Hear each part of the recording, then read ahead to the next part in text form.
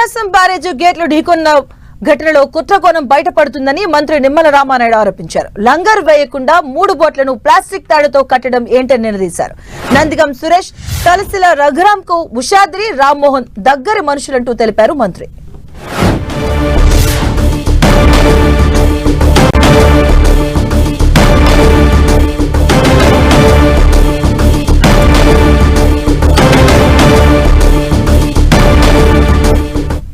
ఐదు పడవలు వచ్చి ఆ ప్రకాశం బ్యారేజీని ఢీకొనడం మరి కొంత అనుమానాలకి తావిస్తున్నటువంటి పరిస్థితి.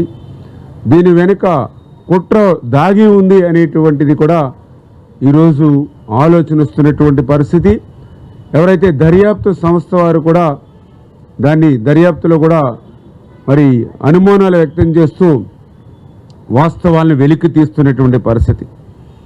ఎందుకంటే ఏదైతే 40-50 టన్నులు ఏదైతే ఒక్కొక్క పడవ దాని వెయిట్, అటువంటి బరువైనటువంటి పడవలు అంత వేగంగా ఆ రోజునటువంటి వరద ప్రవాహంలో కొట్టుకొచ్చి మరి పర్టికులర్గా ఏదైతే ప్రకాశం బ్యారేజీకి సంబంధించి 67, 69, 70 గేట్లను దాటి ఏదైతే కౌంటర్ వెయిట్ని బలంగా ఢీకొనడంతో కౌంటర్ వెయిట్లు దెబ్బతినేటువంటి పరిస్థితి మీ అందరికీ తెలుసు.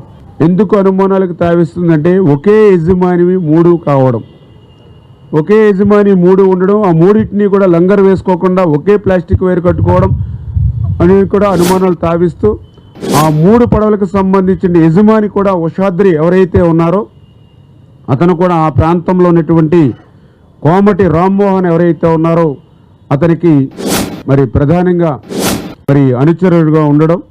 ఈ కోమటి రామ్మోహన్ ఎవరైతే ఉన్నారో మరి జగన్మోహన్ రెడ్డికి అత్యంత సన్నిహితుడు అయినటువంటి తలసిల రఘురాం మీ అందరికీ తెలుసు. ఆయనకి ఈయన రామ్మోహన్ బంధువు కావడం.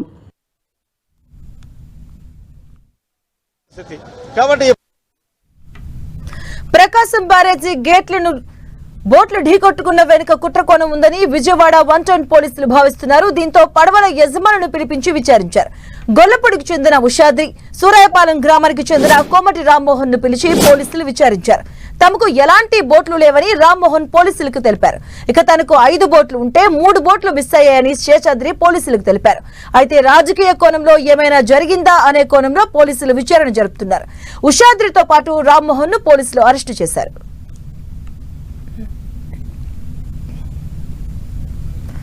బ్యారేజ్ ను 40 నుంచి 50 టన్నుల బోట్లు ఢీకొన్న ఘటనలో కుట్రకోణంపై పోలీసులు దర్యాప్తు చేస్తున్నారు. ఇది ముందుగా ప్రమాదం అనుకున్నప్పటికీ దీని వెనుక కుట్రకోణం దాగి ఉందనే వాదన తెరపైకి వచ్చింది. 2022 రామ్మోహన్ భారీ స్థాయిలో బోట్ల ద్వారా ఇసుక తవ్వకాలు జరిపాడు.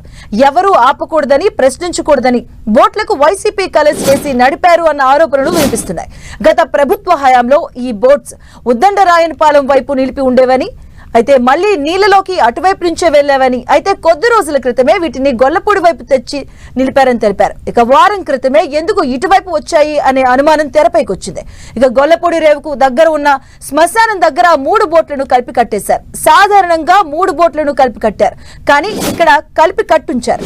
ఇనుప చైన్లతో కాకుండా ప్లాస్టిక్ రోప్ తో వీటిని చెట్టుకు కట్టుంచారు. వాటర్ పెరుగుతూ ఉంటే బోట్లు గట్టిగా కట్టండి స్థానికులు పలుమార్లు హెచ్చరించిన ఓనర్లు లెక్క చేయలేదన్న దర్యాప్తులో తేలింది. ఇక నిందితుల విషయంలో కాల్ డేటా, గూగుల్ టేక్అవుట్ వివరాలు సేకరిస్తున్నారు పోలీసులు.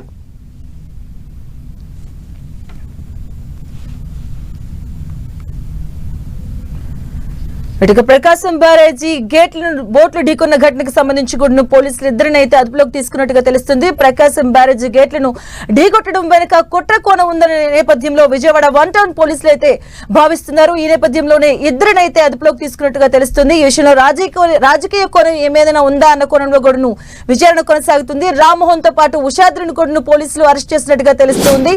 అలాగే గొల్లపూడికి చెందిన ఉషాద్రి, సూరాయపాలెం గ్రామానికి చెందినటువంటి కోమటి రామ్మోహన్ ను కూడా పిలిచి పోలీసులు విచారించారు.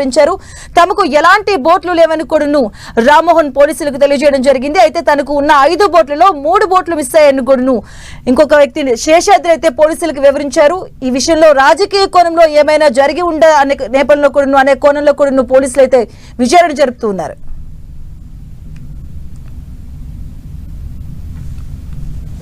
కౌంటర్ వెయిట్ ఇరిగిపోయినటువంటి పరిస్థితి కాబట్టి